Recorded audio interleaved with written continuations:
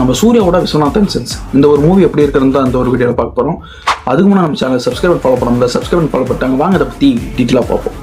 இந்த ஒரு படம் வந்து பார்த்தீங்கன்னா சூர்யாவுக்கு வந்து பார்த்தீங்கன்னா அனதர் ஒரு பிளாக் பஸ்டர் மூவியாக தான் இருக்க போகுதுன்னு நினைக்கிறேன். ஏன்னா அதுக்கேற்ற ஒரு பர்ஃபார்மன்ஸ் தான் இந்த ஒரு படத்தில் கொடுத்துருக்காங்க. ஏன்னா செகண்ட் ஹாஃபில் வந்து பார்த்தீங்கன்னா ஒரு எமோஷன் சீன் இருக்குது. அவ்வளோ சூப்பராகவே நடிச்சிருக்காரு. என்னப்பா நீங்கள் விடவே மாட்டீங்களாட்டுக்குதே, அவ்வளோ சூப்பரான ஒரு எமோஷன் கொடுக்குறீங்களேன்ற மாதிரி தான் இருக்குது. அது இந்த ஒரு படத்தில் வந்து பார்த்தீங்கன்னா ஃபன் எலமெண்ட்ஸ் அதிகமாகவே இருக்குது. அது சூர்யா வச்சு பண்ணியிருக்காங்க. அது சூப்பராகவே இருக்குன்னு தான் சொல்லி ஆகணும். அண்ட் மமிதா பஜு அந்த ராதிகா அவங்க வர ஒவ்வொரு பர்சனுமே அவ்வளோ சூப்பராகவே இருக்குது. எஸ்பெஷலி வந்து ஃபர்ஸ்ட் ஹாஃபில் வந்து பார்த்தீங்கன்னா இவங்க ரெண்டு பேரோட காம்போ வந்து பார்த்தீங்கன்னா தேட்டரில் எல்லாருமே என்ஜாய் பண்ணுற வகையில் தான் இருக்குது. அண்ட் சுனில் ரெட்டி அவருமே வந்து பார்த்தீங்கன்னா அந்த ஒரு படத்தில் முக்கியமான ரோல் ப்ளே பண்ணியிருக்காரு. அதுவுமே வந்து ரொம்ப சூப்பரான ஒரு ரோல் தான் சொல்லி ஆகணும். அண்ட் பேக்ரவுண்ட் ஸ்கோர் வந்து பார்த்தீங்கன்னா நம்ம ஜி பிரகாஷ் ரொம்ப சூப்பராகவே கொடுத்துருக்காரு. இந்த ஒரு படம் பார்த்தீங்கன்னா எல்லாருமே தியேட்டர்களில் வாட்ச் பண்ணக்கூடிய ஒரு மூவி தான். பக்கா ஃபேமிலி என்டர்டைனராக இருக்கும். வெங்கி எட்லோரி அப்படி தான் எடுத்திருக்காரு. ஸோ அந்த ஒரு படத்தோட ஸ்டோரி உங்க எல்லாத்துமே தெரியும்.